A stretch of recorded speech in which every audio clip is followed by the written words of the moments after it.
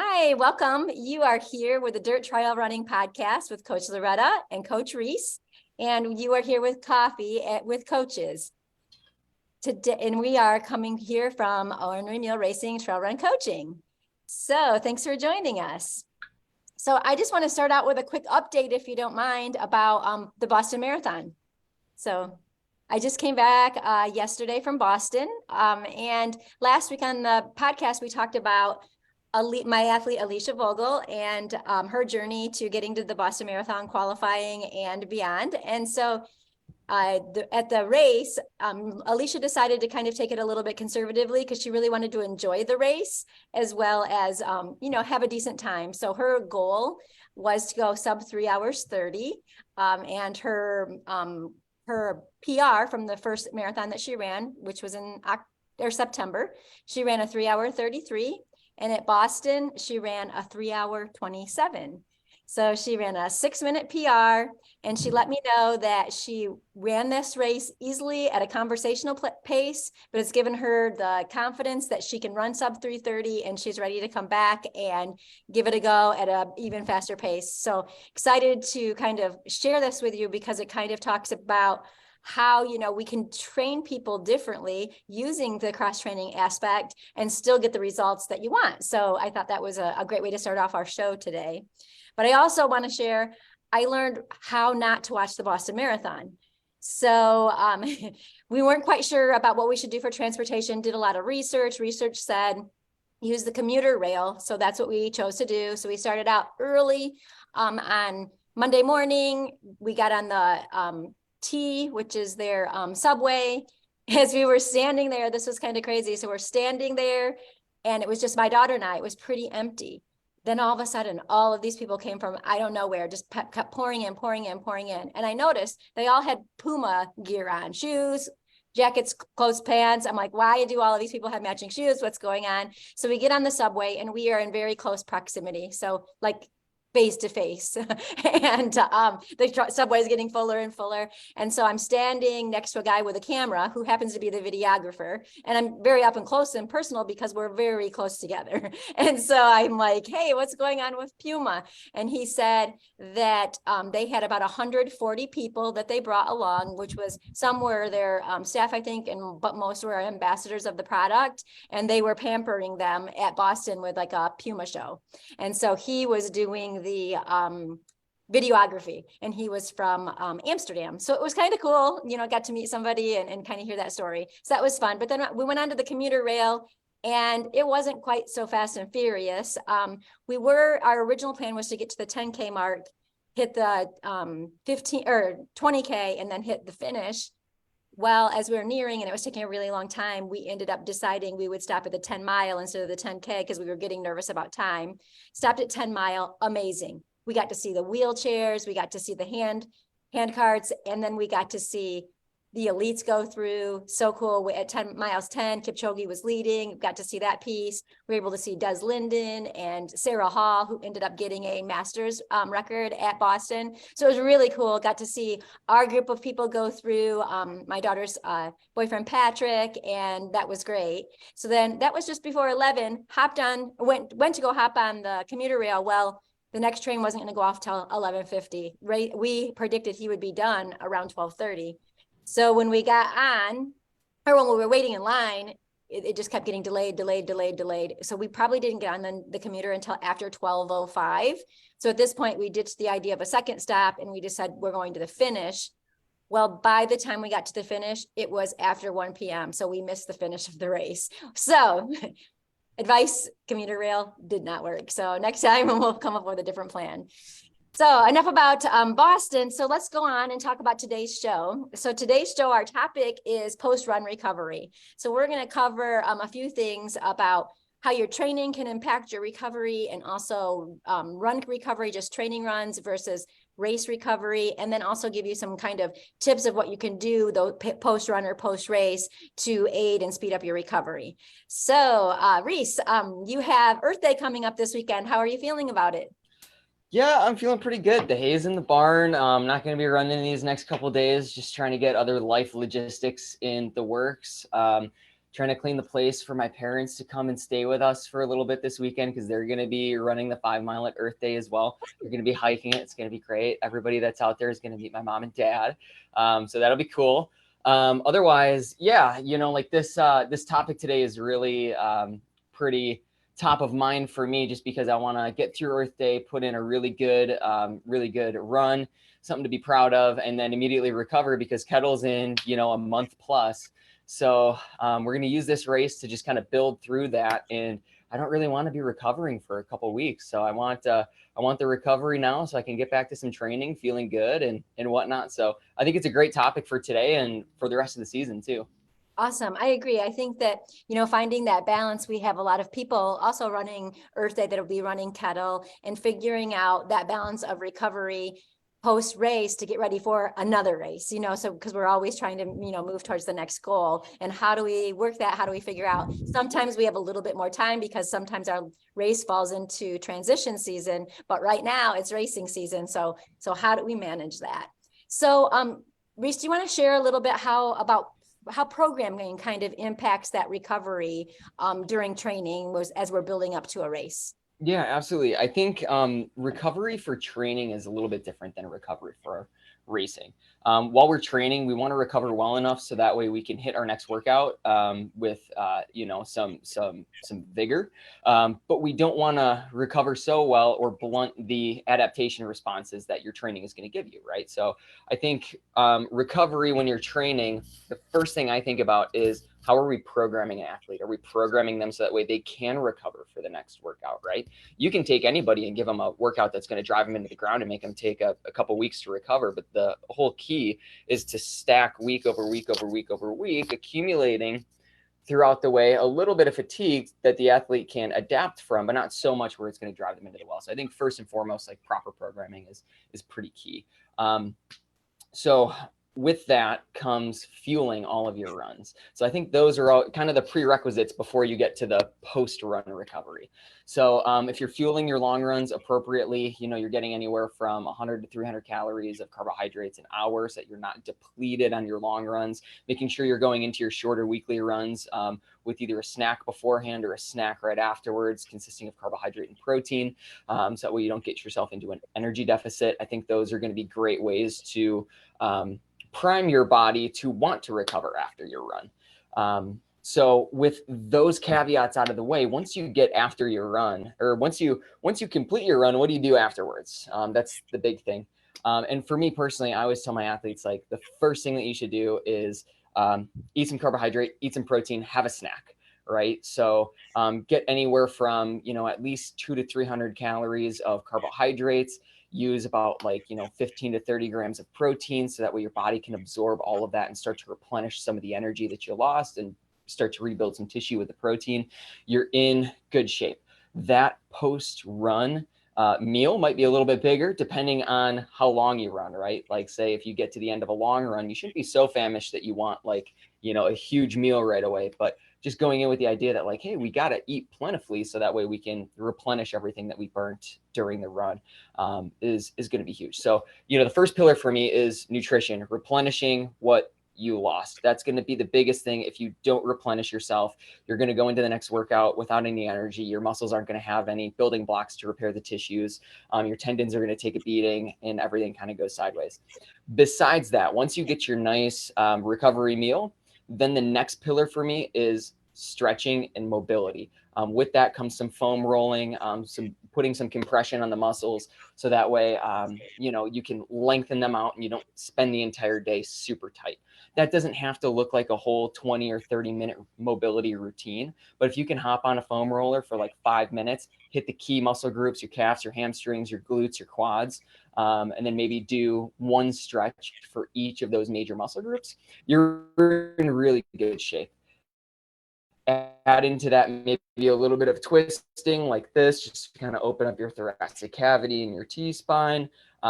Maybe do some other lunges like hurdle step overs. A lot of people will do high knees step overs for your hips, where you just take your legs, go over like this and back. I think that's pretty important too. So again, first pillar being nutrition, second pillar being mobility and stretching afterwards. And I think those two things for training are going to be the big recovery factors. So making sure that those are consistent into your programming are going to be huge. Now, those are the pillars, but there's a bunch of other like ancillary techniques that you can use, ancillary modalities. And we can talk about those later on. But out of those two pillars that I've identified, what do you think about that? Am I missing anything? Do you tell your athletes other things? Like, what's your mindset around it? Yep. So I really am really on the same page with you on this. So I feel like it's super important right after a race to rehydrate, get your electrolytes in, especially if maybe you were a little bit low during your run, and really that getting in that first amount of refueling within 30 to 60 minutes after your run. So I feel like it's more important as we're aging athletes, maybe into our 50s, maybe really making sure to focus on within 30 minutes. I think there's a little bit more of a range for younger athletes to get up to 60 minutes, but we really need to replace that quickly. That's going to change how you recover, your energy post-run. Personally, I like to go with some kind of a liquid nutrition to replace right after a run. So I'll either go for, I really like having chocolate milk. I've started using Fairlife chocolate milk, which I really like because it has higher protein count and less sugar. So that's a great way for me to replenish. But other than that, I also like to use a smoothie where I make it with, like some Greek yogurt and some milk and some fruit. So you're getting in enough carbs and enough protein right away. And then I think the time is around 1 to 2 hours after that, you should try to have a meal. If you can't have a meal at that point because your stomach's not ready, again, you could use liquid nutrition. So I think knowing those things, because sometimes after we finish our runs, we don't feel hungry, but our body still needs nourishment replaced. So I think you're right on target with that. And the same thing, doing I think one piece, I think that goes along with your stretching, massage or rolling type things is also doing a cool down. So at the end of your run, slowing it up a little bit, bringing your heart rate back down. So you're giving your body a chance to also start that recovery process. And one other key piece that I like to put in for athletes is making sure you're getting plenty of sleep, whether it's a nap, in the afternoon. If you have time to afford that, that's amazing. Otherwise, making sure you're getting a good night's sleep at night, because your body needs that to be able to repair and be ready to train the next day. Absolutely. Those are huge, huge keys right there. Hydration, especially hydration with electrolytes, because as we sweat, we lose a lot of sodium as well as other electrolytes too. That's a big one as well. I do like the piece about sleep too. I think that can be, both post run as well as pre-run too. Like, make sure you're going into a hard workout with some good sleep. Otherwise, your body's not really primed and in the position to accept and absorb those adaptations that you're trying to get from it. So for athletes that are time crunched, that have a poor night's sleep, like, the training plan is always malleable as far as like, do you have to specifically get that like tempo run on Tuesday? No, we can move that around. We can structure it differently, because the body's got to be in a willing spot to accept all those adaptations. So yeah, those are huge. So over the long term, for sure, consistent night's sleep, which I am guilty of not getting these past couple of weeks. That is for sure. And I can definitely feel it in my running, is going to be huge. So I think really looking at all those stressors on our body, right, is going to determine our recovery. And stressors can be internal, stresses can be external. It can be just life in general. And I'm glad you suggested about that training plan being adaptable, because just this week, I had an athlete who was feeling very stressed, overwhelmed with life, and was like, I don't know about this run. Well, she had a tempo run on a schedule. Well, that doesn't make sense, right? To push through with a tempo run when you're already feeling really stressed. And that just may add one more stressor to your day. So, okay, let's see what we can do. Can we move some things around, make it a little bit more of a recovery run? Or maybe even that becomes your rest day because there's just too much going on and you need to take one thing off your plate. I just feel like adding on top of stress is not going to help you recover and have a positive, run that day. So working with your coach, or if you're doing your own training plan, it's really important to be able to have some flexibility where you can move things around if you get into this situation, so you're not digging yourself into a hole. Absolutely. How about some other like recovery modalities that you use? So I think, we can kind of boil that down to like after your training runs, like we need to hydrate well, we need to eat well, we need to do a little bit of mobility, flexibility, foam rolling, whatever it is. What other types of tools have you used for recovery after runs, Okay, so particularly hard runs? yeah, I have a lot of tools in my toolkit. So I might have a small physical therapy center at my home when I find these great tools. So I would say my newest, most fun tool is sort of like a Graston tool, which is helps to get rid of some of the adhesions in your muscles. So I like to use that pre and post run. That's really helpful for me. I also have the Normatec type boots. Mine are actually Air Relax, but I think those are really great, getting the blood flow, blood circulation going post longer run. And then some people, I'm not a huge fan as much, but a lot of people like compression sleeves for their legs or the compression socks. I personally just don't like that constriction on my legs, but it is a helpful tool, I think, in getting, again, your blood flow and blood moving. So those are some things I use, as well as I have a Hypervolt that I really like to use. Kind of gives you a little bit of that massage without going to the massage therapist, right? So you can kind of get that going, but after a run, if I'm using that, it would be, more gentler setting than maybe what I would do post run or after some time after my run. What kinds of tricks and tools do you use? Lacrosse ball mainly. I see all of those tools as definitely like ancillary tools. Like they can definitely provide relief. They can definitely loosen up some of your tight muscles. But do I think that they're absolutely necessary for people? No. They're fantastic. I would love a Hypervolt myself. I haven't invested in one, but like to me, it's not a prerequisite to No, I having like proper recovery. So if you can afford those tools, if you can have access to them, if you know somebody else that you can borrow them from, try them out, test them, and see what gives you the most relief after a hard run. So that way you can get out there and continue training for sure. But personally for me, whether I'm in the clinic or whether I'm on my own, like I'm always doing more mobility work. I think that's huge. Just being able to take my joints through a range of motion is going to be key. So that way I can control my body when I want to control it, So personally, I'll hop on the foam roller. I'll do some mobility things like some big hip circles. I'll do some shoulder work. I'll do some thoracic rotation just because I notice myself that I can get really locked up in my core just from running super tight like this all the time.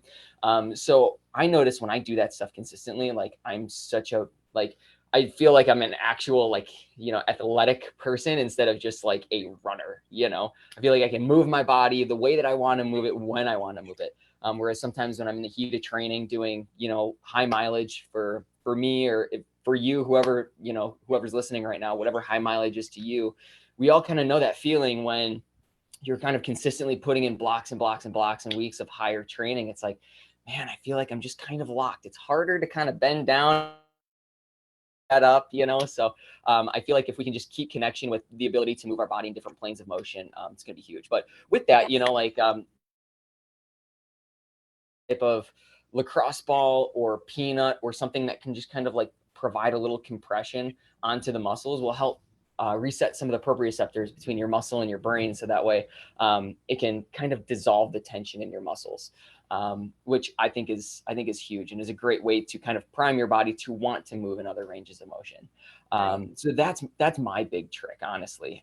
But again, if you have a Hypervolt can do something very similar. And the Normatec boots, those are great just because like they make you sit your butt down on the couch for 15 minutes. And for us type A people, like that can be hard enough. So if you feel like you're like sitting down and recovering, that's great. A lot of these Normatec boots, they have this feature that kind of just helps like effleurage and push fluid out of your legs. I think that's great too, because we have, we've all experienced that feeling of just having like swollen legs after a long, hard run, or maybe you're doing like a training camp where you do like a back-to-back day or a back-to-back-to-back. And it's like at the end, you're just like, oh man, I feel like I have little logs for legs, It can be a great way to help push those things through. For sure. I Um, also like to and do some what is called 3D mapping, which is designed mhm. by a physical therapist here in Michigan, and it also gets you in different planes. I prescribe that to a lot of my athletes, and they really do like those movements. I think that they're really helpful in getting things loosened up. Because like you said, when we're running, we're going in the same motion. We're not going in different planes. It's straightforward all the time, so being able to move side to side and back and stretching out all of your muscles so things don't tighten up. I think that's key. And the other thing that I really like is an Epsom salt soak. That's like, for me, magic. So after long runs, that's what I do. Although when I talk to my athletes, I always caution them, if you're going to soak in Epsom salt, you need to make sure you're replenishing with hydration and electrolytes, because it will dehydrate you. So you want to use that with caution, because sometimes if I'm not quite hydrated enough, I will notice that my heart rate is kind of elevated when I'm done. I might feel a little lightheaded getting out of the Epsom salt, but if I stay up on my hydration electrolytes, that seems to be better. So I think that that's super important. And another thing I like to prescribe my athletes, if they're going for an what I call an extra long run, is then maybe for 3 to 4 hours after that, go back out and do a short run or short walk, something where you're moving your body again, so you can aid in recovery and start that recovery process faster. Because I think oftentimes as runners, we are like, yay, we got the big long run in today, I don't have to do anything else the rest of the day. Well, then our muscles start tightening, and then come the next day, you're not moving so well, right? So keeping yourself moving, I think, is key after a bigger or harder workout too. Absolutely. And to just put like a scientific term on it, that's deemed non-exercise activity thermogenesis, or NEAT for short. So I think, like when we do our run, we can't think about that as being our daily movement, right? Like that is our workout, and that's great. But when we think about ultra training, and we think about the old adage, like, like running an ultra is like life in a day, right? Like, so if you think you're going to run an ultra marathon, experience life in a day, then maybe we can think about our training as our entire day encompassing our ultra training, So when we think about going out for our 15 or 20 mile or whatever long run it is on Sunday, then being able to get back into the home, de-stress any way that you can to kind of bring those sympathetic hormones down from the workout, get your body primed for restoration, and then being able to continue your day, whether that's gardening, chasing the kids around, doing a little bit of chores and whatnot. Like that might not be like fun stuff, but like it keeps your body moving. And at the end of the day, hey, that's more time on feet, or time where your body has to produce energy for a specific task. Just like when you're running an ultra marathon, right? Like we're going to have to have our body produce energy for an extended period of time. So, I'm definitely more of a fan of going out for your long runs in the morning. And then, me personally, that happens during the week for me. So I'll go out for like a long run on Tuesdays or Thursdays, and then I'll still have a 6-hour shift to go to at the clinic where I'm helping other people move. And I notice when I'm done with that long run, I might be kind of tight. I might be kind of sore. I might be kind of winded. And I go and I walk to work and I help other people move. And by the end of the day, it's like, all right, cool. I feel pretty good. Oftentimes when I go for a long run and then I just sit my butt down on the couch and like hang out, it's like everything gets stiff, right? So like the important piece here is that you don't need to do hard movement all the time, right? Like your hard movement is your training, but your body does like to have a low level of movement, especially in the joints, because that's what's going to help bring, all of the good things like synovial fluid and warmth and pliability to the tissues. That's going to keep them lubricated and functioning well. So absolutely, that active recovery is a huge component for sure. I'm really excited that you brought that up. Oh, and just to go back, sorry, I don't mean to cut you off. Just to go back, and if anybody's wondering, like certain hip things or like things that you can do, here's a couple of things that you can look up. If you're a fan of yoga, Warrior 1, Warrior 2, Frogger, Warrior 3, all of those are going to be great. Anything where you're twisting your core, doing like a sun salutation would be great. Just a couple of them. Something that we do in the clinic all the time are what are called hip cars, shoulder cars, and those are just taking your joint through a controlled rotation. So anybody right now can go online, go on YouTube, Google any of those phrases that I just showed up, and if you put all of those into like a 10-minute mobility routine, like you're going to be dynamite. So that would be a great way to start to incorporate that stuff. Because I know sometimes when you just say, oh, like we do a hip routine, it's like, oh, that's kind of ambiguous, like what do you specifically do? So if you want some specifics, go look those up. Great. Thanks for sharing that. Same thing for 3D mapping. You'll be able to find that online. And not great, a lot of great videos out there, but there are videos that kind of show you and take you through the different movements.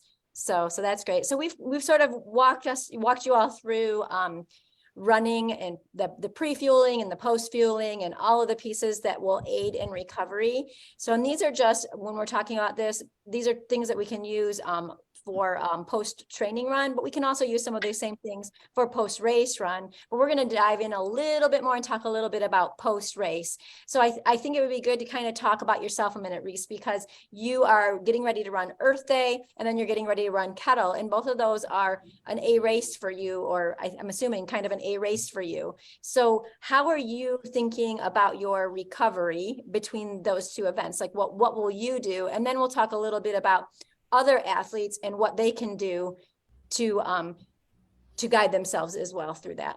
Absolutely. So the big thing between, or the big difference between post-training recovery and post-race recovery is that after we train, we're looking for an adaptation. So we don't want to calm down a ton of the inflammation that is present when we're pushing ourselves in training, because that's the signal that our brain needs to make these changes in our body. After an A race, especially if you have something else that's coming up like immediately down the road, such as like, for me, Kettle is basically immediately down the road. You can incorporate certain tools like ice baths, cold water immersion to calm down that inflammation right away to make you feel better. A lot of training is seeking the adaptation, but after racing, if we have another event that's coming up right away, we kind of just want to get the body feeling good again. We're not necessarily looking for a training stimulus out of a race. So for me, I don't want to feel a little bit inflamed. I don't want my muscles to feel kind of sore and tight for a couple days afterwards, because I'm hoping within like 3 to 4 days, like I'll get back to some solid running. That might be contingent on my life factors right now, because I'm going to be moving with my girlfriend. So we're going to be moving the week after Earth Day. But big thing is I just don't want to feel sore and stiff, even for my other moving activities, right? So what I'm going to do is afterwards, I'm going to make sure that, like I eat well. I'm going to make sure that I do my mobility. I'm going to make sure that I do some yoga.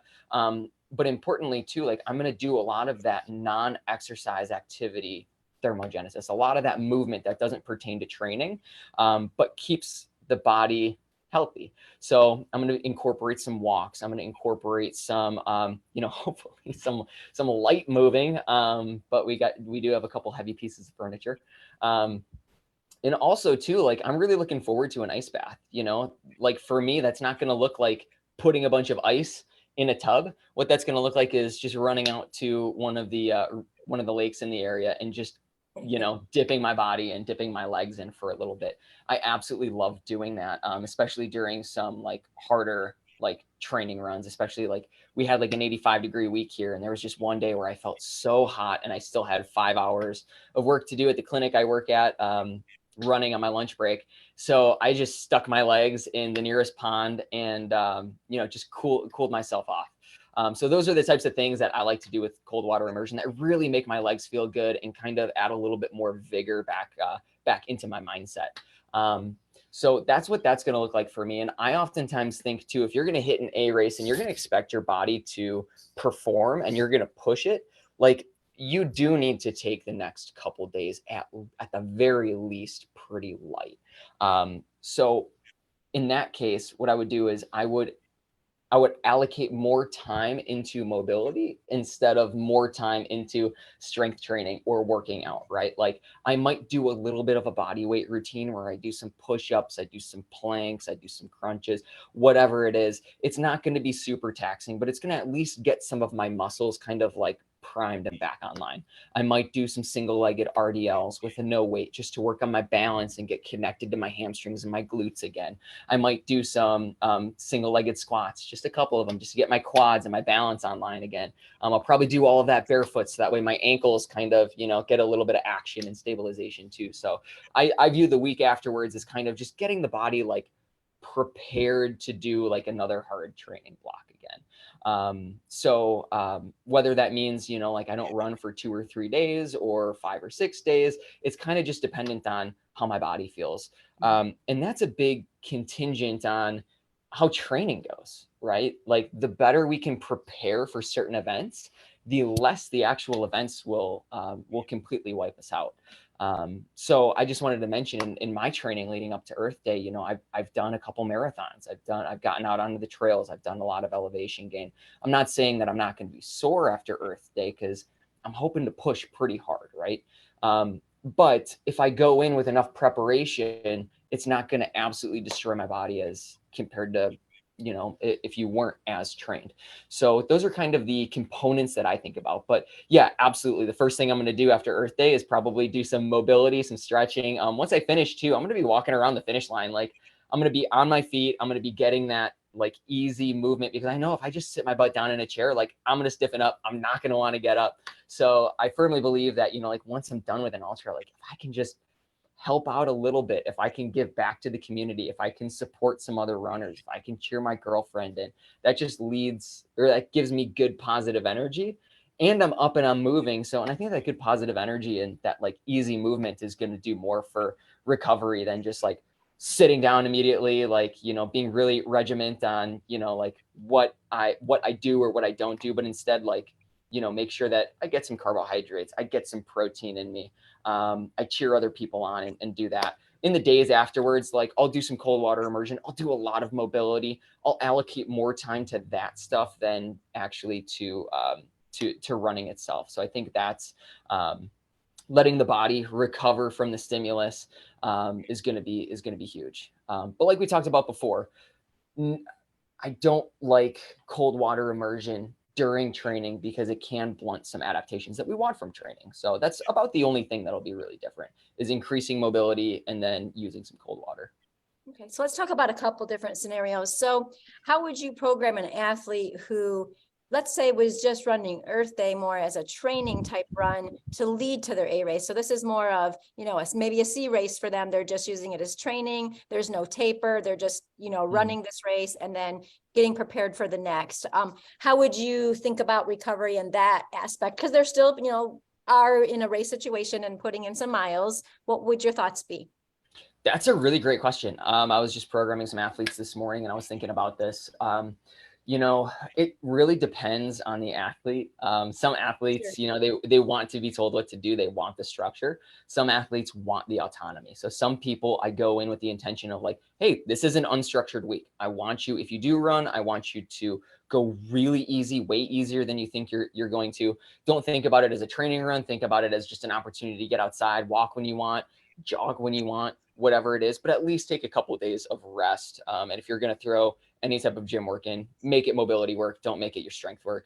But for a lot of people that are trying to train through it and want something on the calendar, you know, the day afterwards will be either rest or easy mobility for sure, depending on how hard the athlete's going and how long they're going, right? Like say if somebody's, you know, putting in 50 to 60-mile weeks and they can easily go and run, you know, like, you know, the 5 mile on the trail, because they usually do that in their training runs anyways, but they just want to be a part of the community, then it's like, we really don't need that much recovery. So it kind of goes again to their training status going in.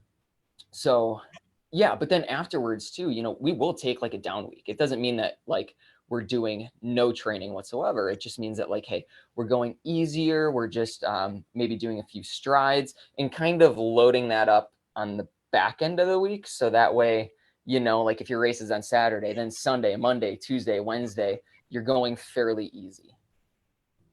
So, and usually that'll be enough to, you know, get people back online after not necessarily an A race, but, you know, like a B or a C type effort. So that way you can then go back into the next block of training, kind of revitalized with those couple down days. That way you can take care of other life obligations, get yourself ready, whatever it is, let the body recover and mentally get stoked for it again, you know?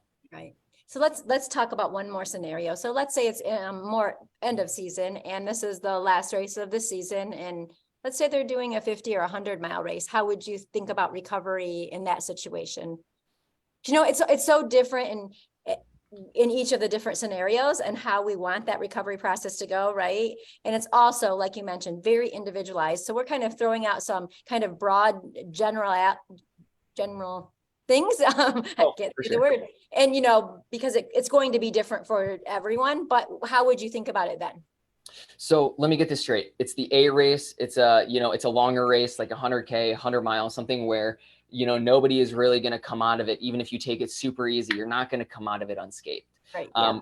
What I would do is I would have nothing on the training program for at least 2 weeks. I firmly believe that people need, they need time to let their bodies recover, but you also need time to let your mind recover. And I think, some of the neurotransmitters and hormones that need to re-regulate in the brain, that's like imperceptible damage that you can't necessarily feel. It's not like a sore muscle. You can't say like, oh man, like my hormone levels are out of whack right now.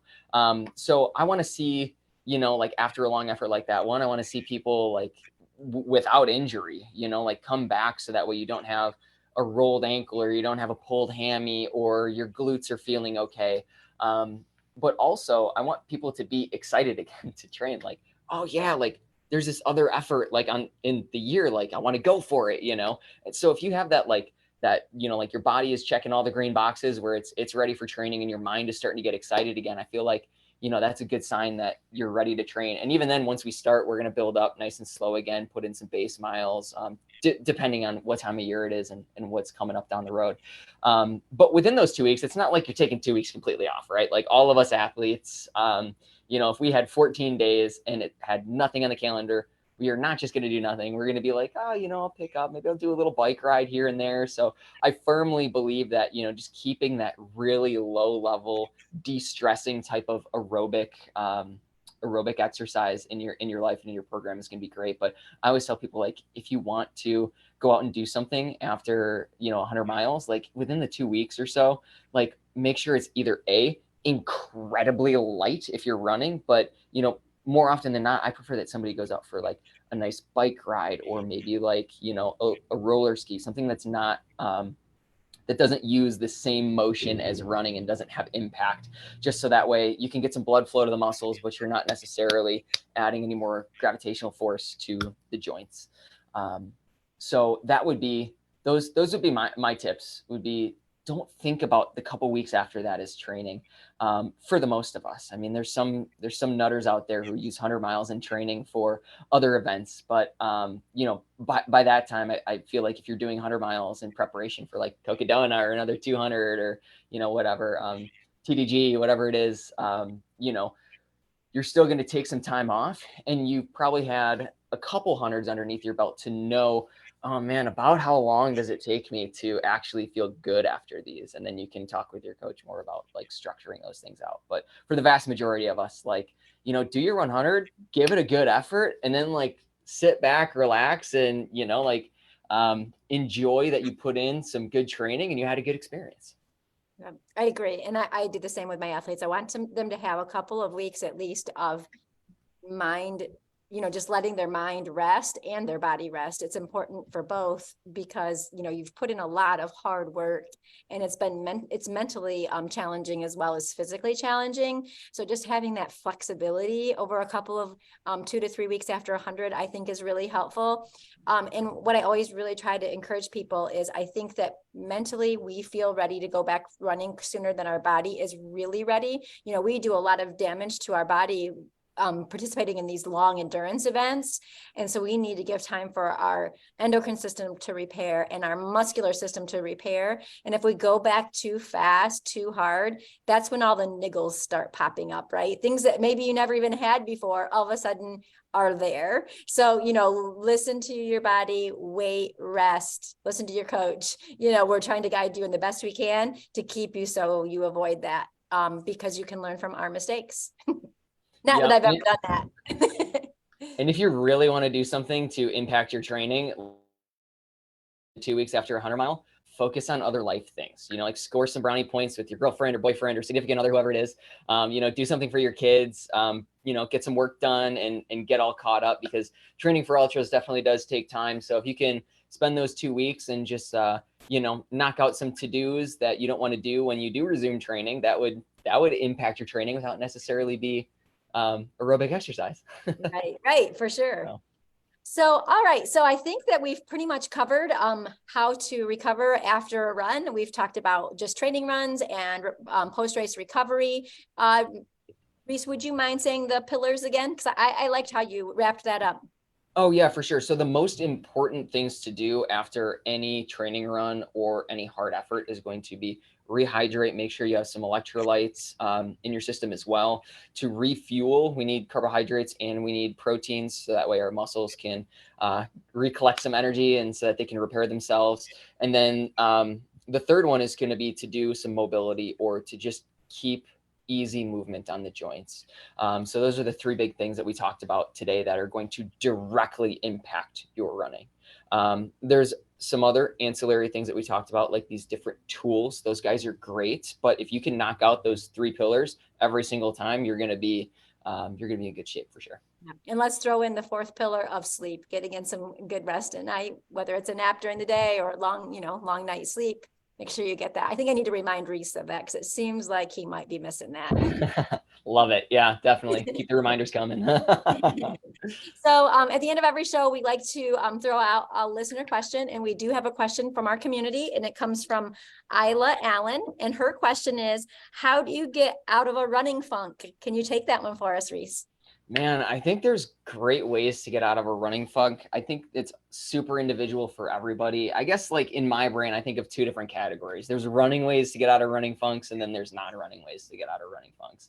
So I think running ways to get out of running funks, like say if you're going out there and you're still kicking in some miles, but you're not necessarily excited about it, maybe you need to change the terrain that you're on. Maybe you need to, take a different route. Maybe you need to go someplace new. I know personally for me, if all I do is ever run the same route every single time, it's like a huge motivator for me for getting outdoors is seeing all the cool places I can go and being outside in nature, So maybe switching it up a little bit is what you need to kind of feel the excitement in your runs again. Another running way to kind of get over a funk is, try to get in with different groups. I think, even if you are running with a group, it is nice to just socially be around new people, as well as old friends. So maybe just varying who you're going out with and maybe even when you're going out with them. Running in the morning at the same time is going to be different than doing some night runs. So maybe you can find some excitement on your same trails, but at night, in the dark with a headlamp. That's always pretty fun in the middle of summer, especially when nights cool down to upper 50s, low 60s. Maybe even getting some new gear that you want to test out. Instead of thinking about training, you can think oh, okay, cool. I got this new thing. I got this new vest. I just want to go and test out and see how it works, So you're not necessarily focusing on getting a hard workout in, but you're kind of able to distract your mind and think about okay, cool, this is an awesome piece of gear. How does it work so that way I can have a good race coming up? I think some non-running ways to get excited about running again would be to do some different types of aerobic exercise. It seems like a lot of runners and cyclists kind of, butt heads sometimes I run, I don't want to cycle, or I cycle, I don't want to run, whatever it is. I feel that the way that you move through your environment greatly shapes how you experience that environment.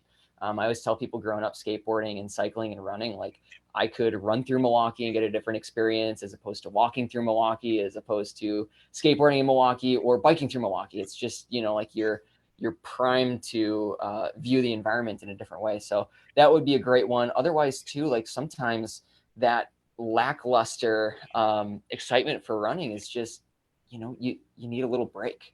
So I think that,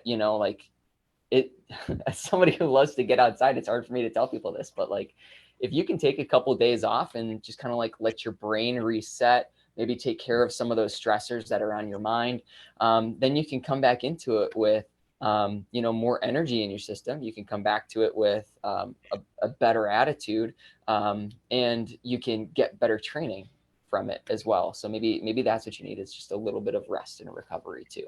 So those are really good suggestions. I'll just add a few others that I was thinking of. I like to, when I'm feeling like I'm in a rut, I don't really want to go out for a run. And I, like you said, I like to give myself flexibility and maybe a little bit more of intuitive running. So I don't go out there and say, I have to do this.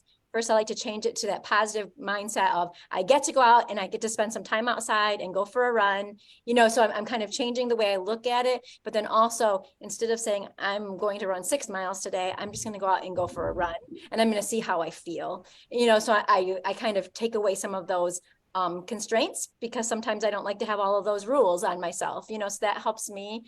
or going out and enjoying the run a little bit more by maybe taking more photos and just having fun with it rather than feeling like I have to run the entire time and I can't really enjoy what I'm doing.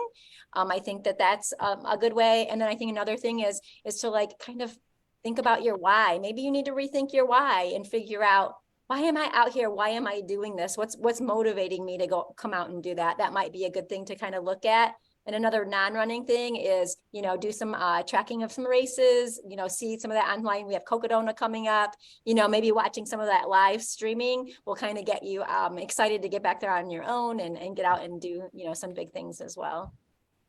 Yeah, almost like visualizing yourself in these cool races that might be on your bucket list. I know I love to watch running videos on YouTube when I have some free time, just because it's motivating. And then sometimes when I'm out on my runs, it's like, okay, cool. If I signed up for this race, I watched a video, I kind of know what the terrain is going to be like. And sure, you might be at your local trail, but in your mind, you're like, okay, cool. This is what it would, be like, or you're kind of imagining yourself in different scenarios doing that. Like that could be a great way to revitalize your energy for sure. For sure. And I also think listening to the Dirt Trail Running podcast, Coffee with the Coaches, Reese and Loretta, that can get you motivated to get back out and run. Go out and try some of the tips that we share. So I think that kind of wraps up our time talking about run recovery. But I'd like to give some shout outs because we have a bunch of athletes running this weekend. We have Emma doing Glass City Marathon, Lauren, MedCon, California 50K. We have Tim, Chris, Stephanie, and Mark all being in the Earth Day 50K or 15-mile run.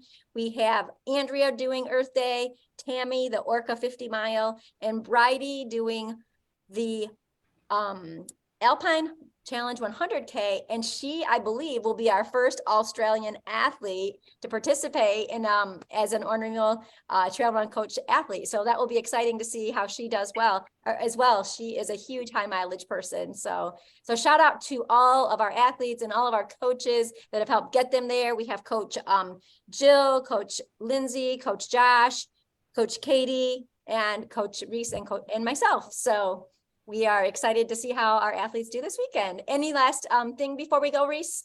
I just wanted to update too. Ryan is going to be running the 5 mile. So I'm super excited to meet him at Earth Day. That'll be super fun. So I just wanted to throw that in there. Good luck, buddy. It'll be great. And best of luck to everybody that's going to be racing this weekend.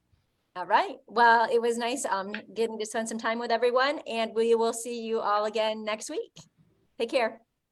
See ya.